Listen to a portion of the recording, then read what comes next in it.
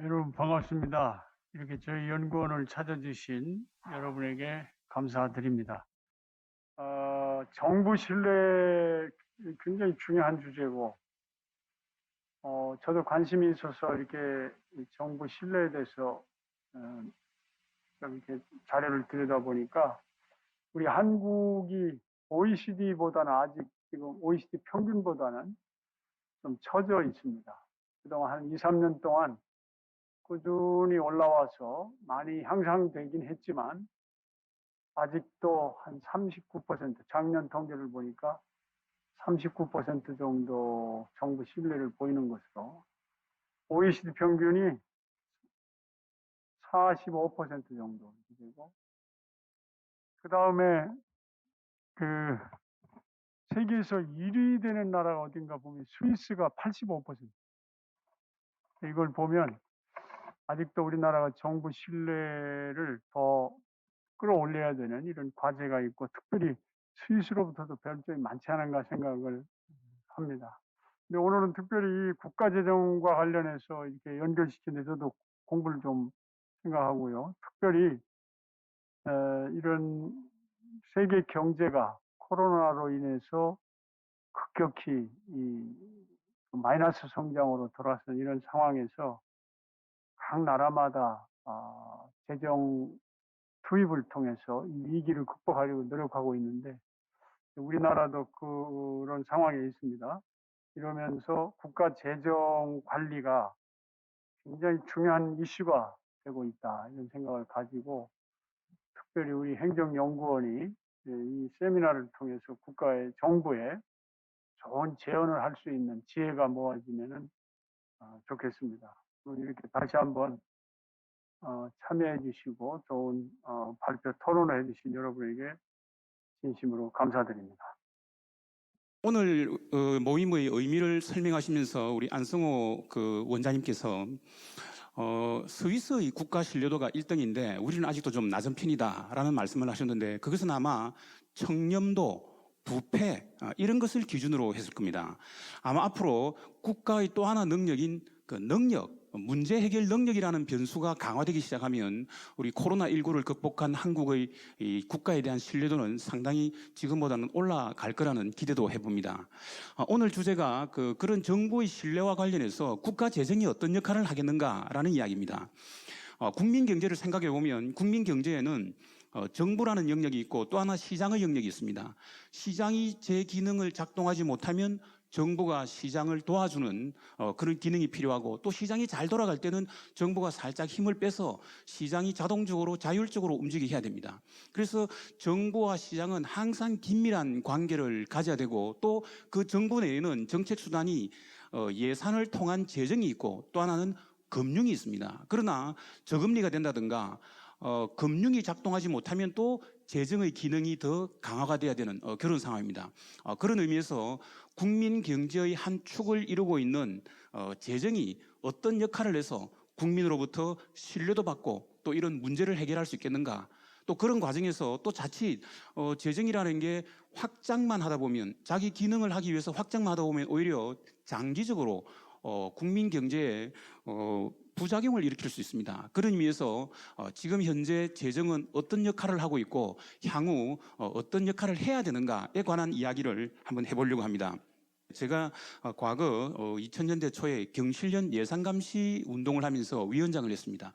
왜 제가 이 말을 하는가 하면, 예산, 재정 이러면 많은 일반 시민들이 그거는 정부 일이다, 공무원들이 배워야 된다라고 생각하는데 저는 그렇지 않습니다. 이거는 우리가 세금을 내고 그 세금을 낸 돈으로 정부가 활동을 하는 것이기 때문에 납세자의 관점에서 봐야 되고, 이 재무행정만큼은 시민을 위한 행정 이야기가 된다라는 생각에 이 이야기를 풀어보겠습니다. 요즘 흔히들 많이 나오는 이야기로 재정 건전화라는 말을 많이 합니다. 재정 건전화, 그래서 국가 부채를 어떻게 할 것인가, 재정 건전화라는 용어를 쓰고 있는데, 이 개념에 따른 프레임워크를 조금은 조심해야 될 필요가 있을 것 같습니다. 건전성 반대말이 뭐냐라고 하면 불건전성입니다. 당신 인생을 어떻게 삽니까? 건전하게 삽니다. 좋은 거죠. 저는 불건전하게 삽니다. 불건전한 인생이라고 하는 순간 이건 나쁜 거거든요. 건전성이라는 말 자체에 규범성이 담겨 있기 때문에 국가 채무를 건전성으로 측정하는 순간 채무는 늘리면 안 된다라고 하는 게 암묵적으로 규범적으로 들어가는 겁니다. 그래서 저는 이 건전성이라고 하는 이 프레임워크에서 사실은 우리 재정이 갖는 의미는 지속 가능성입니다. 지금과 같은 재정 지출, 정부의 역할을 앞으로도 계속 할 수 있느냐, 지속 가능성이라는 관점에서 봐야 된다라는 생각을 먼저 좀 가지고 있습니다. 불건전한 재정이다. 건전성, 불건전성이라고 하려고 하면 낭비가 있느냐, 부패가 있느냐, 뭐 횡령이 있느냐, 이렇게 할 때 건전성이라는 프레임워크를 쓰는 것이고, 지금 우리가 GDP 대비 국가 채무 비율을 계산하는 이유는 뭔가 하면 1년간 국민 경제가 번 돈으로 우리가 그것을 갚아낼 수 있겠는가? 라는 걸 물어보는 게 GDP 대비 채무 비율을 물어본다면 그것은 앞으로 우리가 이 재정을 계속 끌고 갈 수 있느냐라고 하는 지속 가능성이라는 관점에서 봐야 된다라고 하는 이 국가 채무에 대한 관점을 어떻게 볼 것인가 라는 것부터 한번 다시 생각해 보자라는 거에서 문제를 제기해 보고 싶습니다. 사실 지금 우리가 어떤 상황에 있는가라는 걸 보려고 하면 한국 경제가 이제 발돋움을 시작한, 영어로 말하면 테이크오프, 뭐 출발하려고 했던 60년대부터 국민 경제의 발전 과정에서 국가가 어떤 역할을 했고 그 속에서 재정의 역할, 특히 우리나라는 2000년대 아주 드라마틱한 변화를 했습니다. 70년대, 80년대까지 정부 주도형 경제 발전 과정에서 재정이 했던 역할과 2000년대 이후에 이제 민주화가 달성된 상태에서의 재정의 과정과 역할은 완전히 바뀌었습니다. 그런 과정에서 또 2010년 후반부터 2020년대를 오는 이 시기에 갑자기 우리 사회에 정부 불신이라는 말이 확산되고 있습니다. 이 정부 불신이 어떻게 나타나고 있는가를 한번 가만히 보고 그 과정에서 재정이라는 관점에서 정부 불신이 나타나는 영역들을 한번 살펴보겠습니다. 그런 다음에 향후 지속 가능한 재정 운영, 제가 이제 건전성 이런 말보다는 지속 가능한 재정이라는 관점에서 향후 우리의 과제가 뭔가 이렇게 한번 정리해 보겠습니다. 국가 발전과 재정의 역할을 본다면 이 그래프가 모든 걸 사실 설명해 주고 있습니다. 45년 해방이 되고 50년 정부가 수립되어서 이제 뭔가 48년 정부가 수립되고 뭔가 국가 발전을 하려고 하는 순간 50년대 6.25 전쟁이 터졌습니다. 완전히 국가가 폐허가 된 상태에서 국민 경제를 한번 일으켜 보려고 했던 1960년대 1인당 GNP가 100불이 되지 않았습니다. 100불이 되지 않은 경제가 경제개발 5개년 계획을 칠작하지 일으킨 게 96년까지입니다. 그러면서 96년에 1인당 국민소득 1만 불을 통과하면서 OECD 회원국이 되었습니다. 그래서 우리가 선진국 대열에 들어섰는데 이 과정은 시장 경제가 발전하지 않았기 때문에 완전히 정부 주도형이었고 결국은 국가 재정 지출에 의해서 인프라를 구축하는 시기였습니다. 그리고 1997년 외환위기가 나왔을 때 외환위기라는 게 금융에서 발생했던 위기였기 때문에 결국은 재정 지출 확대를 통해서 그 위기를 극복했습니다. IMF가 와서 긴축해라 라고 했지만 우리는 재정 확대를 했습니다. 2007년 미국발 경제위기 때문에 경제위기가 왔지만 그 경제위기도 결국은 금융위기였습니다. 또 금융이 작동하지 않았기 때문에 또 재정에 의존했습니다. 그래서 우리가 이 큰 두 위기를 재정의 역할을 하면서 위기를 극복하는 과정에서 재정의 역할은 더 커졌고 나중에 보겠습니다만 그 과정에서 국가 채무가 늘어나는 모습을 보여주기도 했습니다. 그래서 이 경제 성장률이 바로 재정 지출의 그 속도하고 맞물려 있다라는 것을 쭉 시기별로 알고 있습니다. 특히 우리는 경제 개발 과정에서 이 예상의 우선순위를 어떻게 정하느냐라는 걸 보면 아주 한국의 상황을 정확하게 보여주는 측면이 있습니다. 남북 분단의 상태에서 70대 중반까지 국방비가 우선순위가 제일 높았습니다. 그러다가 80대에 들어서서 경제개발비가 높았습니다. 경제개발비가 높다가 우리 2000년대 노무현 정부를 돌이켜 생각해 보면 그때 많은 재정개혁이 있었는데 그 재정개혁이 이루어진 그 시점을 전후해서 2003년, 4년을 전후해서 우선순위가 확 달라집니다. 바로 복지비가 증가합니다. 지금도 국가 전체 예산 중에 한 3분의 1이 복지비를 차지하고 있는데 이 우선순위의 드라마틱한 변화는 2000년대 재정개혁과 더불어서 우선순위가 바뀌어온 그것도 이해할 수 있습니다. 특히하게 재미나는 게 우리는 교육과 관련한 재정 지출을 계속 지켜왔습니다. 한국이 부존 자원은 부족하지만 인적 자원을 통해서 경제개혁을 했다라고 할 때 이 교육과 관련한 재정 지출은 계속 우리가 그 어려운 시절에도 유지해온 것은 아주 우리의 독특한 경험이기도 합니다. 지금 현재 복지비가 한 150조 정도 한 3분의 1을 차지하고 있는데 지금 OECD에서 우리에게 경고하는 게 한국이 지금 복지비는 많이 쓰고 있지만 한 3분의 1이라고 하지만 아직도 한국은 복지비를 향후 100조 정도는 더 써야 될 거라고 이야기하고 있습니다. 그 100조가 어디에서 나오는가 하면 노인에 관한 복지는 아직 시작한 것 같지가 않다. 노인 복지를 생각했을 때 향후 우리 복지비를 감당할 수 있는 우리의 능력은 계속 축적을 해야 된다라고 하는 과제가 있을 것 같습니다.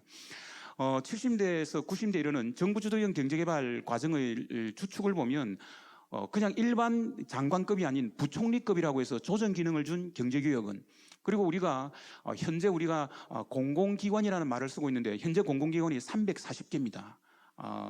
옛날에 말하는 정부 투자기관 하면 30개, 우리가 잘 알고 있는 전력공사, 수자원공사 이런 공기업을, 시장 경제가 발전하지 않았기 때문에 공기업을 설립해서 정부 재정이 투입되어서 이용되었고, 한국의 독특한 재정 정책 수단이 기금입니다. 현재 한 69개 기금이 있는데 이 기금은 경제 발전 과정에서는 아주 유효했지만 지금의 시점에서 보면 개혁의 대상입니다. 지금 우리가 정부가 돈이 없어서 국가 채무를 일으키고 하지만 기금에 있는 각종 이 프래그멘테이션, 이 단편, 편리화되어 정립되어 있는 기금들은 통합적으로 관리해야 될 시기가 아닌가라는 생각입니다. 하여간 한국의 경제 발전 과정에서 재정이 했던 역할이 뭐냐라고 하면 경제기획원의 총괄 조정 기능, 공기업을 통한 정부 지출, 그리고 기금을 통한 주요한 영역의 직접적인 정부 지출, 이런 게 중요한 정책 수단이었습니다.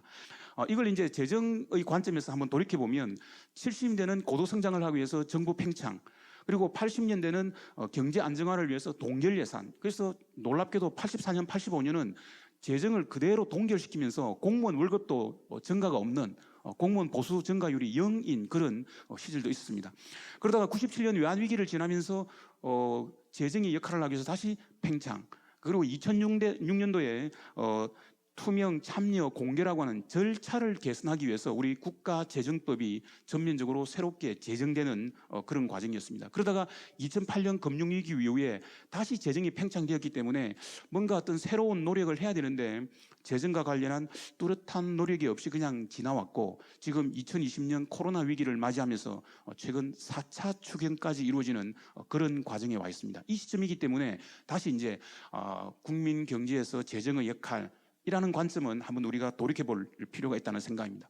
자, 이렇게 해서 이제 쭉 진행되어 왔는데 최근에 우리 사회에 정부 불신이라는 말이 많이 나오고 있습니다. 이 개념을 한번 돌이켜 보고 재정의 관점에서 한번 생각해 보는 시간을 갖도록 하겠습니다.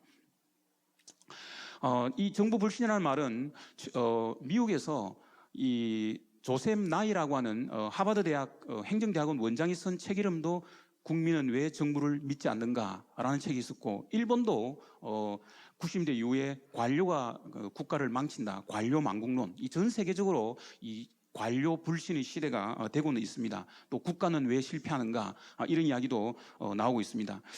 그런 관점에서 한국에서는 특히 2014년 세월호 참사 때 국가가 국민을 지키지 못하더라, 메르스 사태, 그리고 2016년 대통령 탄핵 속추의 과정에서 나왔던 말이 국가가 뚫렸다라는 말이 있습니다. 행정에 대한 무능력, 무력, 무책임, 이런 것들이 우리 국민의 잔상에 있다고 생각합니다. 이런 시점에서 우리 행정이 무엇을 할 것인가라는 건데, 또 더군다나 우리 재정의 관점에서 보면 저성장, 저금리, 저출산, 고령화라고 하는 과거 우리가 생각하지 않았던 지금 이런 외부 환경의 위험 요인이 압축되어서 우리 재정 관리를 위협하고 있기도 합니다. 자, 이런 관점에서 우리 재정의 역할, 또 재정의 지금 쟁점들을 한번 살펴보겠습니다. 첫 번째, 재정과 관련해서 경직성이라는 말이 있는데, 이거를 다른 말로 하면 할거주의에서 나오는 어떤 불신을 한번 생각해 볼 수 있습니다. 우리가 현재 우리나라 중앙정부가 사용하는 재정 규모가 얼마냐라고 물어보면 사실 한마디로 답하기 어렵습니다. 왜냐하면 우리가 일반 회계가 하나 있고, 그 다음에 특별 회계가 19개에서 68조가 있고, 그 다음에 또 기금도 있습니다. 일반회계, 특별회계, 기금, 이런 것들을 다 합했을 때 쉽지 않은 이 재정 규모라고 생각할 수 있습니다. 제가 특별회계가 19개라고 했는데 한번 쭉 보시면 일정 부분 나름대로 특정 영역을 지원하기 위한 필요성도 있습니다. 지금 우리 세종시 행정중심 복합도시 건설하려고 하니까 돈이 필요하고, 또 주한미군 이전하려고 하니까 또 돈이 필요할 수도 있고, 환경개선 특별회계, 뭐 혁신도시, 전국에 공기업이 지방으로 내려가는 혁신도시 건설하기 위한 혁신도시 건설 특별회계, 뭐 교통시설 특별회계, 목적세가 있으니까 특별회계를 운영하는 이런 것들이 필요할 수도 있는데, 이런 예를 한번 보겠습니다. 지금 우리 우정사업본부라고 하는 우정사업본부가 지금 중앙부처 공문으로 운영되고 있습니다.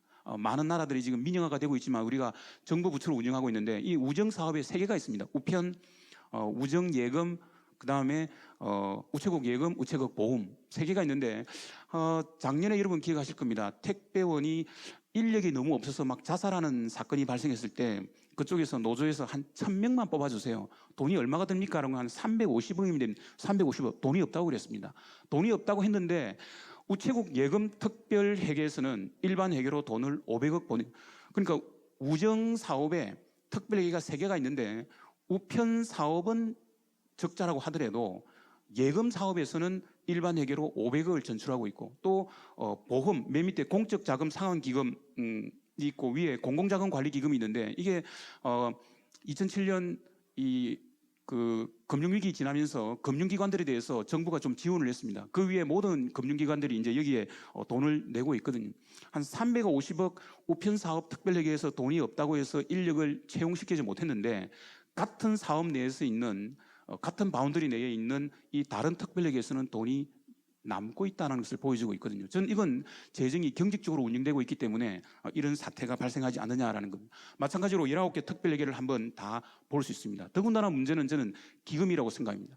70대, 80년대 나름대로 중요한 특정 영역을 지원하기 위해서 기금은 중요했습니다.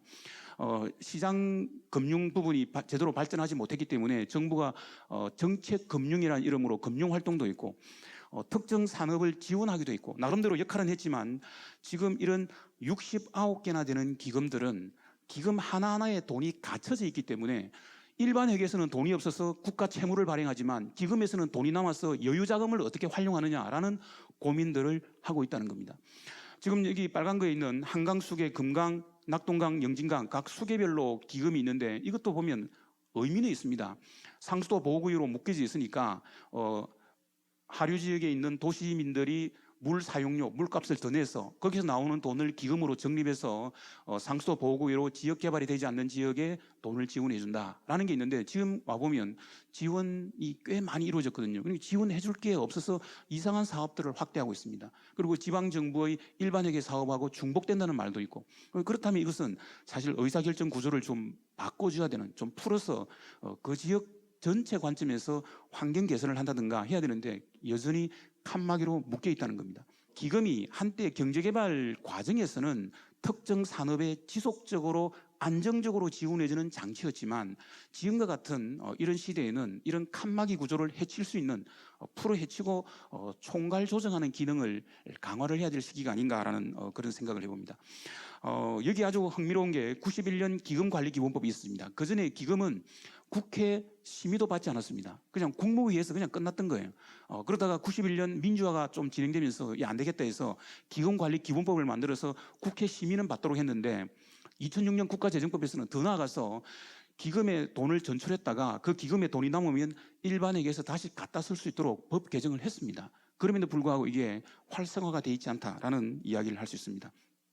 물론 기금 설치 요건에 대해서 매년 존치평가를 하고 있지만, 이 존치평가도 이제 전문가가 하다 보니까 이 관료적인 정치 과정에 충분한 의사를 전달하지 못하는 게 아닌가라는 생각을 하게 됩니다. 자, 이게 우리 재정 관리에 있어서 뭔가 할거주의, 프래그멘테이션을 좀 극복하자라는 주제였습니다. 그다음 두 번째, 세대 간 부담과 정부 불신인데, 이 세대 간 부담이라는 것은 결국은 채무입니다. 지금 현재 돈이 없기 때문에 채무를 일으킨다는 것은 지금 급한 불은 끄지만 그 상환은, 그 부담은 다음 세대가 지는 거거든요. 그러면 이 세대 간 부담에 따른 정부 불신을 어떻게 할 거냐의 문제가 될 수 있습니다. 특히 최근에 코로나 사태가 발생하면서 긴급하게 돈은 필요하고, 긴급하게 돈이 필요한데 일반 회계로부터 충분한 재원이 마련되지 않으니까 국채를 발행해서 채무를 발행해서 그 돈으로 썼습니다. 그러다 보니까 이제 최근에 이 국가 채무가 상당히 빠른 속도로 오르고 있고 한때 우리 재정을 전공하는 사람들 사이에 GDP 대비 국가 채무 40%, 이 40%는 상당히 중요하게 지켜왔었는데 한때 왜 40%입니까? 라고 답변했을 때 상당히 뭐 이론적인 근거가 사실은 없었거든요. 이 흥미로운 그 출발점을 보면 이 재정 규율이라고 하는 이 장치가 EU에서 나왔습니다. EU는 뭔가 하면은 예컨대 A라는 나라, 뭐 예컨대 헝가리 예를 들면 헝가리는 EU로부터 보조금을 받습니다. EU에 있는 독일이라든지 잘 사는 사람들이 펀드를 마련하고 거기서 헝가리가 보조금을 받는데 거기다 대고 또 헝가리가 국가 채무를 막 이렇게 해서 돈을 쓰면 안 되니까 EU로부터 보조금을 받으니까 당신들은 국가 채무를 60%까지는 지켜야 된다. 60% 이상 늘리지 마라. 그런 규정이 있는 거거든요.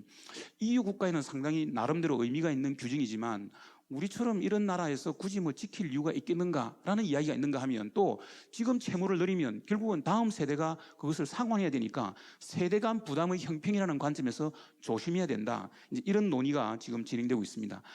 문제는 지금 이 재정 규모 자체가 지금 이 경제적 위기를 극복한다는 이 상황에서 이 노무현 정부, 이명박 정부, 박근혜 정부, 문재인 정부를 봤을 때 재정 규모가 상당히 빠른 속도로 증가하고 있다라는 게 지금 쟁점입니다. 국가 채무도 보면 좀 증가 속도가 빠르다라는 것이고 다만 계속 이야기되고 있는 게 이게 이제 2015년 OECD 전체를 비교하려고 하다 보니까 2015년인데 일본의 경우에는 이미 200%를 넘어섰습니다. 일본이 GDP 대비 채무 비율이 200%를 넘어섰다는 이야기는 2년 동안 일본 국민이 벌어서 2년 동안 번 돈으로 정부가 발행한 채무를 다 갚지 못한다는 거거든요. 그러니까 이건 상당히 위험한데 그럼에도 불구하고 일본의 국가 신용도가 그렇게 낮지 않은 이유는 이게 해외에서 채무를 일으키지 않았기 때문에 국내에서 일으키고 있기 때문에 나름대로 신용도는 유지하고 있습니다. 우리 곧잘 뭐 미국 비교하는데 미국도 100%입니다. 미국도 한 1년간 국민들이 다 갚아야 번 거 다 갚아야 이제 국가 채무를 갚는 수준인데 한국은 과거 2015년 말대로 35% 그래서 재정 당국이 40%는 넘지 않으려고 상당히 노력을 했는데 최근에 4차 추경을 치르면서 45%를 이미 넘어선 상태이긴 합니다. 특히 한국의 경우에는 여전히 국외 조달을 하지 않고 국내에서 조달을 하고 있기 때문에 지금의 채무에 대해서는 해외에서 상당히 한국의 국가 신뢰도를 인정해 줄 때 이런 부분에 대해서는 국가 신뢰도에 상당히 긍정적인 의미를 가지고 있습니다. 우리가 흔히들 말하는 피그스 나라들, PIGS, 우리 1학년 신입생들에게 피그스가 뭐냐 이러면 딱 나오는 답이 돼지 들려 이럽니다. 야, 소문자가 아니고 대문자다 이러면 큰 돼지요 뭐 이렇게 답을 하는데 피그스 나라가 포르투갈, 이태리, 그리스, 스페인 이 남유럽 나라고 농업 중심이고 그러면서 복지를 정제시키면서 재원이 없으니까 국가 채무를 일으켰는데 국민들이 소득이 없어서 그 채무를 인수하지 못하니까 해외에 갔거든요. 그러다 보니까 해외에서 모라토리움이 발생하는 그런 게 발생했던 게 이 나라들이었습니다. 즉 똑같은 국가 채무를 하더라도 국외에서 이렇게 있기 때문에 상당히 문제가 되었는데 우리는 그런 부분에서는 여전히 잘 재정 규율을 지키고 있습니다. 그런데 이제 이 여야에 이제 가게 되면 이제 이런 이야기가 나오는 겁니다. 이 그래프를 보면 위기 시에 점프를 합니다. 97년 외환위기, 또 공적 자금이 국채로 전환되는 시기, 또 2007년, 2008년 글로벌 금융위기 때 점프를 하고 이 그림을 보면 한 번 정도 상환이 되지 계속 올라가고 있거든요. 그러니까 한국의 국가 채무는 절대 규모는 아직 높지 않지만 계속 증가하고 있고 한 번 증가하면 다시 낮아지지 않더라. 그래서 이 속도와 방향에 대해서 우려를 계속하고 있는 그런 상황입니다. 증가 속도가 빠르다는 것이고 더군다나 지금 이 코로나 위기 시대에 결국은 금융이 작동하지 않고 빨리 뭔가 그 가시적인 성과를 내려고 하니까 재정에 의존을 하고 있는 그런 상태입니다. 그러다 보니까 지금 빠른 시간 내에 추경이라는 걸 통해서 지출하려고 하다 보니까 또 국채에 의존하는 그런 상황이 진행되고 있고 최근 GDP 대비 국가 채무는 45%를 넘어선 그런 상황입니다. 제가 하나 좀 생각해보고자 하는 게 바로 이겁니다. 채무란 나쁜 것이냐? 질문은 그겁니다. 채무란 나쁜 것이냐라고 하면 채무는 잘 쓰면 좋습니다. 자, 민간 기업의 경우에 지금 내가 은행에서 돈을 빌리면 3%인데 아주 좋은 투자 기회가 있어서 이번에 투자를 해서 10% 수익이 난다. 그러면 은행에서 빌려가지고 투자를 잘해서 10% 늘리면 되는 거죠. 근데 정부인 경우에는 그럼 투자해서 투자 효과가 몇 프로입니까? 이게 단 답을 못 하거든요. 재정이라고 하는 것은 공공 서비스 제공하기 때문에. 그래서 채무에 대해서 이제 경고를 늘 이제 전문가들은 경고를 하게 되는데, 지속 가능성이라는 입장에서 보면 채무는 계속 증가한다고 하더라도 채무가 가져오는 경제성 변율은 이자 지출입니다. 자, 여기에 이 슬라이드에서 이자 지출의 규모를 보시면 국가 채무는 늘어난다고 했는데 그 국채는 많이 발행하는데 이자 부담은 주는 걸 보고 있습니다. 이건 뭔가 하면 우리가 지금 저금리 시대이기 때문에 과거 고금리 때 발행했던 채무의 이자는 높았지만 지금 채무의 물량은 늘어나더라도 부담 이자는 낮아진다는 거거든요. 그래서 저금리 시대에 국가 채무는 필요에 따라서 적절하게 잘 관리하면 된다. 그래서 요즘은 채무 관리라는 말을 씁니다. 보면 규모는 쭉 늘어나고 있습니다. 그 막대 그래프는 규모인데 이 화살표로 보면 이자율은 감소하고 있거든요. 그래서 국책연구기관의 입장에서는 이런 데이터를 잘 관리할 필요가 있을 것 같습니다. 국가 채무가 가져올 수 있는 지속 가능성이라는 관점에서는 이자를 우리가 감당할 수 있는가, 이런 지표들을 잘 개발하는 게 저는 의미가 있을 거라는 생각입니다. 자, 그래서 최근에 우리 많은 이 재정에 대한 불신은 국가 채무가 빠른 속도로 늘어나지 않느냐라는 것이지만, 저는 국가 채무를 일으켜서 어디에 쓸 것인가, 뭐 이렇게도 물어볼 수 있습니다. 자, 그러면 지금 채무 일으키지 않고 지금 어려운 경제에서 다음 세대에게 채무 없이 가난을 물려줄 거냐, 아니면 지금 빠른 시간 내에 채무를 약간 일으키려서라도 위기를 극복하면 가난을 물려주지 않을 것인가? 그러면 질문이 채무를 물려줄 것인가, 가난을 물려줄 것인가 라는 질문은 해볼 수 있거든요. 물론 이 채무를 일으켜서 잘 투자를 해서 가난을, 이 경제 위기를 극복한다는 전제하에서 그렇습니다. 그다음 또 하나가 요즘 그 코로나를 극복하면서 여러 가지 의료기관들이 막 나오거든요. 이 의료기관도 그렇고, 또 최근에 인천에서 붉은 수돗물 사태가 있었습니다. 또 한때 소방은 국가직으로 해라, 강원도에 산불 났는데 강원도 소방력으로 되지 않으니까 경상도, 충청도에서도 지원을 하더라. 국가 소방이라는 말을 쓰는데 또 갑자기 경찰은 자치경찰이라는 말이 나옵니다.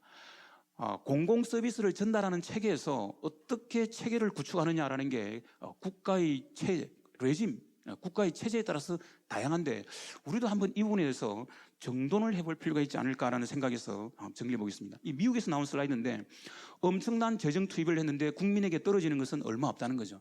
이 재정이라고 하는 과정을 지나면서 국민에게 전달되는 서비스의 관점에서는 효과성이 낮더라. 그래서 재정에 대한 국민의 불신이 있다라는 그래프인데, 우리 한국의 재정당국 또 예산을 집행하는 공무원들은 항상 이 그래프를 한번, 그림을 고민해야 되지 않을까 생각합니다. 투입은 많이 하는데 실제 국민에게 전달되는 서비스의 수준이 뭐냐라는 관점입니다. 공공기관도 보면 국립재활원, 국립정신건강센터라고 하는 이 부분은 사실은 책임 운영기관으로 운영되는 공기업입니다. 지금 우리 KTV에서 나와 있는데 KTV도 책임 운영기관이에요. 공무원 조직입니다. 반면 국립안센터, 국립중앙의료원은 흔히들 말하는 준정부기관으로서의 공공기관입니다. 서울대학교병원, 강원대학교병원은 소위 말하는 기타 공공기관으로서의 공공기관입니다. 그 다음에 지방에 가보면 광역단위의 의료원, 기초단위의 보건소, 이렇게 이 서비스 전달체가 되어 있는데, 이것에 대한 기능이라든가 최근에 이 쟁점이었던 침상 같은 것들을 어떻게 잘 효율적으로 컨트롤 타워를 만드는가, 이런 것도 우리 공공 서비스 전달 체계에서 한번 좀 다시 차분하게 점검을 해야 될 부분들입니다. 소방의 국가직화라고 하지만 실제 설계를 보면 여전히 인건비는 각 지방정부가 주고 되어 있거든요. 이번에 신설되는 새롭게 뽑는 17,000명만 국가가 월급을 준다라는 이름으로 소방의 국가직화라는 말을 쓰고 있는데, 여전히 조직은 지방 광역 단위로 되어 있습니다. 이것도 지금 쟁점이고, 더군다나 지금 상당히 혼선을 일으키고 있는 게 자치경찰입니다. 제가 이 자료를 만들 때만 하더라도 자치경찰제라고 해서 전체 경찰관 10만 명 정도 중에서 4만 명 정도를 지방직으로 옮긴다. 그래서 자치경찰이라고 했는데 최근에 다시 바뀌었어요. 전부 다 국가경찰로 한다는 거예요. 신분은 국가인데 그 지방에 내려갔을 때 사무만 지방 사무를 만들어서 소위 말하면 국가 공무원이 지방 사무를 수행하는 걸로 지금 다시 국회에 법안이 제출되었습니다. 국민들 입장에서는 소방은 국가 직후하는데 경찰은 지방 직후한다. 상당히 혼란스러울 것 같아요. 이게 우리 한국행정연구원에서 이런 공공서비스 전달 체계에 대해서 뭔가 체계를 정돈할 필요가 있지 않을까 하는 생각입니다. 앞에서 제가 필요하다면 정부가 재정 지출을 해서 위기를 극복하는 건 좋다라고 했지만 그렇게 해서 지출된 재정 지출이 국민으로부터 신뢰를 받느냐, 효율성을 제고하느냐의 문제이기 때문에 저는 이런 공공서비스 전달 체계는 아주 중요하다고 생각합니다. 더군다나 지금 상당히 보건 체계뿐만 아니라 우리의 미래가 상당히 불확실한 상태에서 정부가 이것을 잘 감당해 준다면 정부 신뢰가 될 텐데 이 불확실성을 정부가 잘 극복할 수 있겠는가의 문제인데 저는 재정의 관점에서 보면 저성장, 저금리, 저출산, 고령화라고 생각합니다. 저성장이기 때문에 성장이 낮으니까 세금은 적게 들어옵니다. 그러나 성장을 유발하기 위해서는 지출을 해야 됩니다. 당연히 재정 적자가 유발되거든요. 저금리이기 때문에 금융이 작동을 하지 못합니다. 그러면 또 재정의 역할이 강화됩니다. 저출산이기 때문에 생산력이 줄어들면 세입은 줄어드는데 저출산 때문에 복지 수요는 증가하는 고령화 이 네 가지 요인이 가만히 보면 세입은 주는데 세출은 늘어야 되는 측면을 보여주면 결국은 재정 위기를 유발시키는 외부 환경 요인이라고 할 수 있습니다. 여기에 대해서 어떻게 극복할 거냐의 문제인데 지금 OECD에서 한국 컨트리 리포트들이 여기에 대해서 많은 정책 제안을 하고 있습니다. 제3의 시각에서 보고 있는 것들이기 때문에 여기에 대한 제안들은 우리가 잘 받아서 올해도 발간되었습니다. 여기에 나오는 정책 제안은 잘 우리가 봐야 될 것 같아요. 특히 한국의 경제 성장률이 이미 상당히 낮아졌고 이것은 OECD 국가의 낮은 성장률로 도입했다라는 것도 지적을 하고 있고 다만 흥미로운 게 이제 이 데이터를 잘 활용해야 되는데 GDP 대비 재정 지출 규모를 보면 한국은 여전히 낮다. 또 국민 전체 중에 공공부분, 정부 부분에 고용되어 있는 인력도 낮다. 이것을 다르게 말하면 정부 재정 지출 좀 늘려도 되고 공무원 더 뽑아도 된다라는 것을 이제 상징한다라고 해서 지출을 이제 늘린다라는 논리도 쓸 수 있고 그러나 이게 잘 되어 왔기 때문에 한국의 국가 신뢰도를 지켜왔기 때문에 좀 더 이것은 지켜야 된다. 이게 양쪽으로 활용되고 있는 것 같습니다. 물론 GDP 대비 데트, 이 부채 채무 비율도 상당히 낮은 걸로. 그래서 지출 비중, 고용 비중, 국가 채무를 본다면 한국은 우리 생각보다는 상당히 건전합니다. 건전하게 유지해 왔습니다. 우리 생각하기에는 정부 지출이 높다, 공무원 숫자 많을 거라고 생각하지만 OECD하고 비교하면 비율상 낮은 걸 보여줍니다. 근데 이 슬라이드가 또 아주 흥미로웠습니다. OECD에서 나온 그래프인데 왼쪽의 이 슬라이드 그림은 뭔가 하면은 이 힘기루기에서 어느 한쪽이 이겼다 해보십시오. 오른쪽에 사람이 이겼다 하더라도 자기는 절벽에 빠집니다. 그죠? 이 성분은 의미가 없는 성분이라는 거죠. 그래서 나온 게 포용 성장, 같이 가야 된다. 이런 게임을 해서는 안 된다는 것이고 오른쪽 슬라이드는 젊은이 하나가 노인 2명을 부양해야 되는 저출산 시대가 지속됐을 위기고 한 100조 가량 노인 복지비가 더 필요할 텐데 준비하시오라고 하는 레코멘데이션도 있었습니다. 그다음 또 하나 제가 앞에 칸막이라는 말을 했는데 정부 재정 지출에서 서로 자기 부처 예산을 극대화하려고 하는 또 중앙과 지방 간의 이 렌트 시킹이 이루어지는 부분도 우리 특히 이 학자나 전문가 그룹에서 여기에 대해서 많은 좀 경고음을 올려야 될 것 같습니다. 우리가 96년부터 지방자치를 실시했는데 지방자치 실시 이후에 이 그래프를 보면 끊임없이 하향 지표가 하나 있습니다. 이 하향 지표가 뭔가 하면 재정 자립도입니다. 재정 자립도는 한 지방 정부가 가지고 있는 전체 수입 중에 지방세와 세외 수입입니다. 이 지방세와 세외 수입을 뭐라고 하는가 하면 자체 수입이라고 합니다. 그러니까 우리가 지방자치 실시 이후에 재정 자립도가 끊임없이 떨어지고 있다는 것은 지방정부가 사용하고 있는 규모는 커지지만 그 재정 규모의 커지는 규모는 결국은 지방세, 세외 수입, 즉 자체 수입에 의존하는 게 아니라 중앙정부로부터 돈을 타오고 있다는 거거든요. 아들이 아버지에게 가서 저 자립하고 싶습니다. 독립하고 싶습니다. 독립을 해놓고는 한 달만 지나면 다름이 아니라 돈이 좀 부족한데 돈 좀 주세요. 이걸로는 이 자립을 할 수 있는 게 아니라는 거거든요. 이 슬라이드가 지방자치에 대한 위협을 설명하고 있습니다. 현 문재인 정부 들어오면서 국세대 지방세의 비율이 8대2다. 국세가 80%고 지방세가 20%인 이 상황으로서는 지방자치의 지속 가능성을 담보할 수 없기 때문에 7대3까지 만들겠다. 그리고 장기적으로 한국의 국세와 지방세는 6대4로 하자라고 해서 재정 분권을 지속적으로 시도는 하고 있습니다. 그러나 또 한편으로 지방세 확충했을 때 제일 저희들이 우려되는 게 바로 이 부분입니다. 지방세를 전체적으로 확대시켜주면 경기도 서울시 이 특정 지역에는 집중적으로 증가하지만 나머지 지역에는 별 편익이 안 가거든요. 그러니까 우리는 국세와 지방세의 비율도 문제지만 지역 간 편차의 문제를 해결할 것인가, 이것도 우리의 큰 과제로서 같이 가야 됩니다. 더군다나 제가 앞에서 의존 재원, 중앙의 돈에 의존한다고 했는데 중앙의 돈에 의존하는 방식이 두 가지입니다. 지방 교부세라고 해서 용도 제한 없이 받는 돈이 있는가 하면 국고 보조금을 해서 칸막이를 쳐서 주는 돈이 있습니다. 이 보면 빨간색이 국고 보조금이고 파란색이 조건이 없는 교부세인데 2004년 5년 잠깐 빨간색 국고 보조금이 줄었다가 다시 빨간색 국고 보조금이 늘고 있습니다. 2004년도에 우리가 잘 알고 있는 정부혁신지방분권위원회에서 국고 보조금을 대폭 축소했습니다. 대폭 줄이고 그걸 줄인 돈으로 국가균형발전 특별회계도 만들고 국고 보조금에 대한 전면적인 개혁을 했는데 바로 다시 살아났습니다. 이 살아났다는 것은 누구의 문제냐라고 물어보면 저는 첫 번째 문제는 각 부처입니다. 예산당국은 사실은 국고보조금 가고 싶지 않지만 어느 한 부처에서 국고보조금을 집행하는 공무원 입장에서는 이게 하나의 자기의 큰 권리가 될 수 있거든요.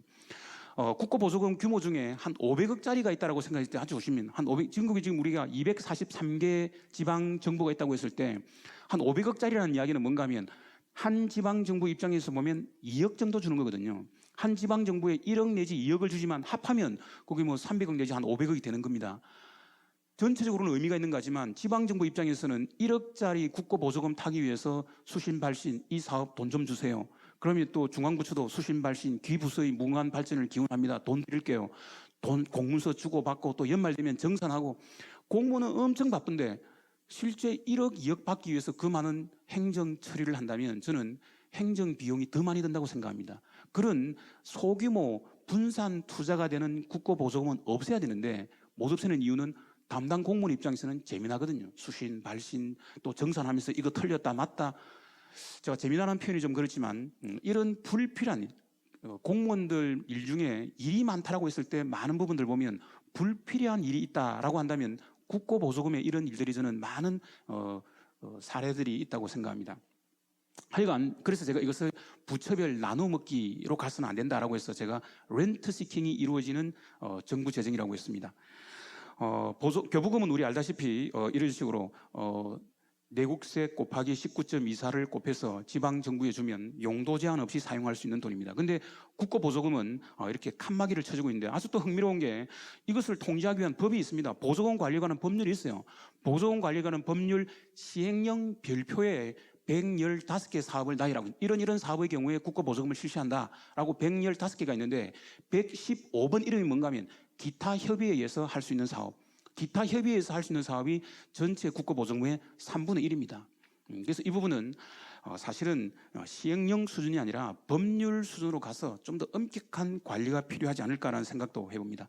그러다 보니까 뭐 이런 부처 간 이 중복되는 사업이라는 게 많이 지적되고 있는 부분이 바로 이 국고보조금이기도 합니다.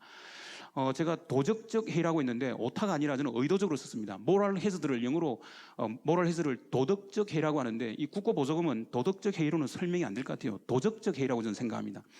일단 받고 보자, 부풀리기, 무자격장의 부당 수량을 통제 못한다든가 목적의 사용. 그래서 이 국고보조금 재정개혁할 때마다 경찰 수사가 들어가기도 하는데 그런 일이 발생하기 전에 국고보조금 개혁은 저는 축소 폐지로부터 출발해야 한다는 생각입니다.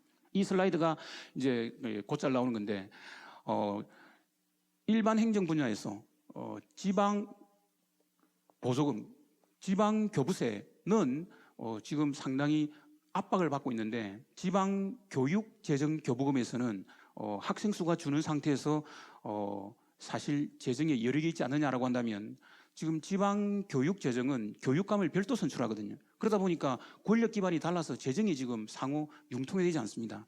그래서 지방 교부세와 지방 교육 재정 교부금을 어떻게 연계해서 사용할 것인가라는 게 우리 재정의 관점에서는 큰 지금 하나의 과제이기도 합니다. 지금 작년에 2019년에 1단계 재정 분권을 했습니다. 근데 이 1단계 재정 분권은 결과적으로 지방 소비세를 인상했기 때문에 광역 단위로 재정을 확충했기 때문에 기초의 시군구는 올해 기재를 했습니다. 그다음 2단계 재정 분권은 기초 중심의 재정 확대를 하겠구나. 그래서 7대3으로 가겠구나라고 기대를 했는데 코로나 극복하는 과정에서 중앙도 지금 추경을 쓰고 돈이 없거든요. 그래서 거의 2단계 재정 분권을 하기 힘들지 않겠느냐라고 해서 지금 사실 기초에서 상당히 이 부분에 대한 욕구가 상당히 크다라는 것을 우리가 기억을 해야 되고, 이 재정 분권의 과제를 어떻게 끌고 갈 것인가 지금 상당히 중요한 과제로 남아 있습니다. 결론적으로 저는 이런 모형을 늘 좀 활용하고 있습니다. 한때 일본의 고이즈미 수상이 때 일본 총리가 삼위일체 모형이라는 말을 했습니다. 자주 재원을 늘리기 위해서 지방세는 확충하자. 그러나 의존 재원은 줄이겠다 해서 지방 교부세와 국고보조금을 다 줄이는 걸로 했습니다. 그래서 교부세와 국고보조금, 중앙이 주는 돈을 줄이는 만큼 지방세를 늘려주겠다 했는데 지나고 난 다음에 계속 일본에서 나오는 분석을 보니까 지방세 확충의 속도가 지방 교부세와 국고보조금 축소의 속도를 못 따라가는 거예요. 결국은 내려주는 돈은 줄이고 지방세는 안 늘려주더라. 그래서 오히려 지방 재정이 압박을 받는다라는 이야기도 나오고 있습니다. 저는 우리나라 모형에 맞다면 신삼위일체라고 해서 지방세는 확충해야 되는데 지방세 확충이 저는 세원 공유로 가야 되겠다라는 생각이고, 특히 지방 교부세는 지역 간 세수의 격차가 큰, 편차가 큰 우리나라에서는 지방 교부세는 불가피하다. 그래서 지방 교부세는 확대는 힘들다 하더라도 지방 교부세를 강화를 해서 투명성을 강화하고 특히 지방교육 교부금하고 연계 협력을 강화하는 이 노력이 필요한데, 이건 결국은 교육청과의 협력입니다. 일반 행정과 교육 행정과의 연계 협력을 어떻게 할 것인가라는 것이고, 이 부분은 뭔가 국가적인 아젠다로 한번 논의를 해야 될 주제가 아닌가라는 생각입니다. 자, 지금까지 우리 재정이 위기를 극복하는 과정에서 중요한 역할을 했다. 그러나 지금 보여주는 할거주의라든가 또는 이 불확실성에 대한 대응이라든가 이 좀 공공 서비스 문제를 해결하는 데 있어서의 좀 부족한 측면들, 무능력, 이런 게 자칫 국민의 불신을 유발할 수 있다라는 측면들을 좀 이야기를 했습니다. 자, 이제 지속 가능한 재정 운영을 위해서 향후 우리가 어떤 방향으로 가야 될 것인가라는 것에 대해서 연결해서 한번 정리를 해보겠습니다. 저는 첫 번째로 재정 제도를 간소화하자는 게 출발합니다. 일반에게 하나, 특별에게 19개, 기금 69개, 너무 많아서 재정 당국도 누군가가 전체를 들여다보는 이 시각이 저는 쉽지 않을 거라고 생각합니다. 재정 정상화는 단순화로부터 할 수 있다. 그래서 일반회계와 기금을 정비하는 것이고, 특히 이런 사업성 기금, 앞에서 우리가 했던 돈 부담금 같은 거 모아서 그냥 특정 분야만 쓰는 거, 뭔가 국가적 관점에서의 공동 활용할 수 있는, 그 부처가 가지고 있는 기금이 우리 부처 거다 이런 게 아니라 국가의 재원이라고 생각할 수 있는 이런 시각이 필요할 것 같습니다. 특히 과거 민간 금리가 높을 때 정부가 저금리로 하는 정책 금융이 있었다면 이제는 이런 저금리 시대에 2차 보전으로 전환을 좀 더 과감하게 조금 하고는 있습니다. 좀 더 속도를 높여야 될 것 같습니다. 출자라는 것도 우리 공기업에 대해서 출자를 하게 되면 의결권을 갖지 않습니까? 51% 갖고 있는 거하고 100% 가지고 있는 거하고 의사 결정권에는 똑같거든요. 그래서 100% 가지고 있는 출자본은 이럴 때 조금 완화를 해서 그 자금을 정부가 좀 사용할 수 있는, 민영화까지는 가지 않더라도 출자본을 조정할 수도 있고, 특히 국고보조금은 반드시 한번 개혁을 해야 되는데, 이거는 사실 정권 초기가 아니면 부처의 저항을 극복하기 쉽지 않을 거라는 생각도 갖고 있습니다. 출연기관이 이제 정부 출연연구기관, 이 출연금인데 이 부분에 대해서도 한번 기능과 역할에 대한 검토가 필요할 것 같습니다. 특이하게 2016년도에 2006년 국가 재정법이 되었고 2016년도에 뭔가 이 재정에 대한 개혁이 필요하다는 인식하에 기획재정부 입장에서 재정건전화 특별법을 제안을 했습니다. 정부 제출안으로 했는데 이게 이제 원 구성이 끝나면서 자동 폐지가 되었는데, 거기에 재정건전화, 부채관리, 성과관리라는 것들이 들어왔습니다. 근데 이 법은 사실은 현재는 철회가 되었지만 자동 폐기가 되었죠. 그러나 여기에 담긴 몇 가지 의미는 우리가 한번 생각해 볼 필요가 있을 것 같습니다. 2006년 국가재정법은 지금 돌이켜보니까 참여, 투명, 공개라고 하는 절차를 강조한 거라면 이제는 그게 아니라 뭔가 실체적인 규제가 필요하다. 그래서 중장기 재정 건전화, 앞에 일반회계 특별회계 기금의 통합관리, 그리고 성과관리 이런 게 필요하지 않을까라고 생각해 보면 여기에 2016년 재정건전화법에 크게 보면 네 가지가 있습니다. 재정준칙, 폐이고, 그 다음에 재정전략협의회론 거버넌스, 중장기 재정 전망을 강화하자라는 게 들어와 있습니다. 그 의미는 한번 생각해 볼 필요가 있을 것 같습니다. 재정준칙이라는 개념이 들어왔는데 이건 뭔가 하면은 재정 관련 특정 변수의 수치를 관리하는 겁니다. 그 수치가 뭔가 하면 그 법에 국가 채무를 국내 총생산의 100분의 40, 그 당시 40% 정도였기 때문에 45% 이하로 관리하자라는 게 들어와 있었고 채무를 관리하려고 하면 당장 관리재정 수지도 관리해야 됩니다. 그래서 관리재정 수지 적자를 GDP의 100분의 3 이하로 유지하자라는 게 있었습니다. 이미 이제 이 수치는 깨졌지만 이런 수치는 스스로 자기 통제를 하기 위해서는 필요하지 않을까 하는데 이 수치가 국회로 가는 순간 오해를 받아서 꼼짝도 못했습니다. 이거는 뭔가 하면 국회에서 어떤 필요에 의해서 재정을 늘리려고 할 때 행정부가 국회를 통제하려고 하는 게 아니냐라는 이 비판에 직면을 했었습니다.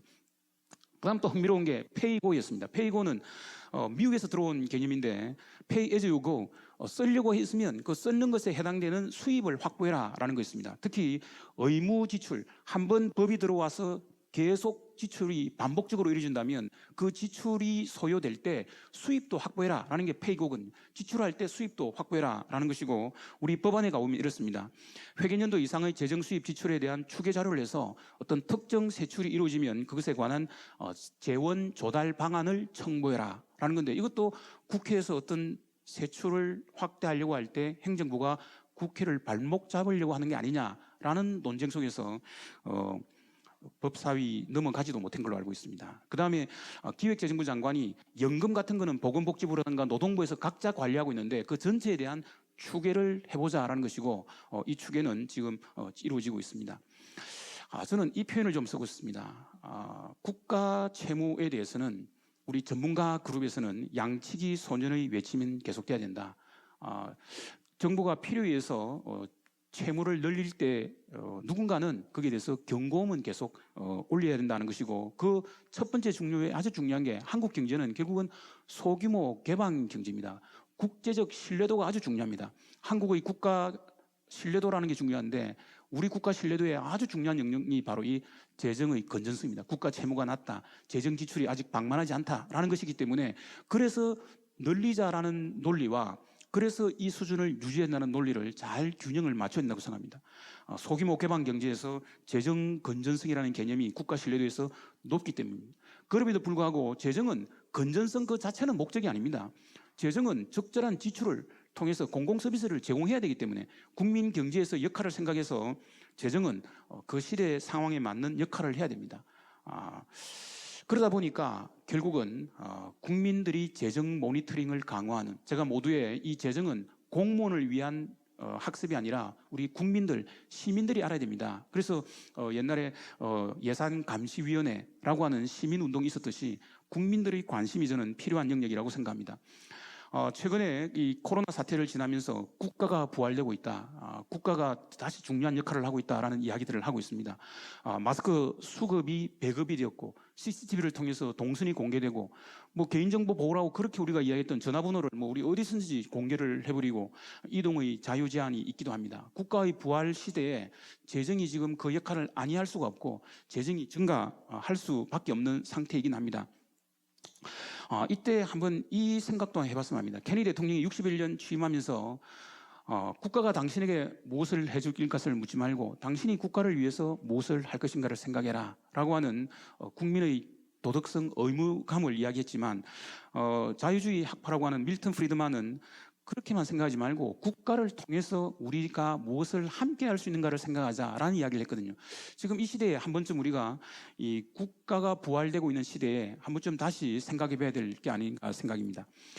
우리 재정과 관련해서는 시대 상황에 맞춰서 그 시대에 맞는 역할을 해야 됩니다. 어느 하나가 절대적인 진리를 가지고 있는 것 같지 않습니다. 그런 의미에서 재정의 투명성, 참여, 소통을 통해서 재정이 국민 경제에 어떤 책임성을 확보할 것인가라는 게 중요하고 지금 이 시점에서 국가 채무가 늘어나는 속도만큼이나 재정의 책임성을 확보하기 위한 성과 관리 이런 것들이 다시 지금 중요한 시기가 아닌가라는 생각입니다. 네, 이상으로 마치겠습니다. 고맙습니다.